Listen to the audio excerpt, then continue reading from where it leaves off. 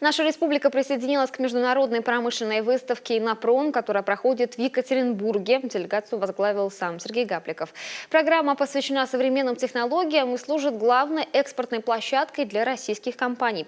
Большое представительство здесь имеет Южная Корея. Наш глава уже провел ряд деловых встреч и переговоров. В частности, встретился с вице-президентом КОТРы господином Юн Вон Соком. Он возглавляет организацию, созданную с целью содействия развития торговли между Кореей и другими странами. На встрече обсуждались вопросы привлечения инвестиций в отрасли промышленности, агроинноваций и современных лесоперерабатывающих технологий. Еще одним пунктом визита Сергея Гапликова стал Екатеринбургский центр микрохирургии глаза. Там руководители КОМИ рассказали о методиках лечения и продемонстрировали современное оборудование, которое позволяет проводить точную диагностику зрения детям.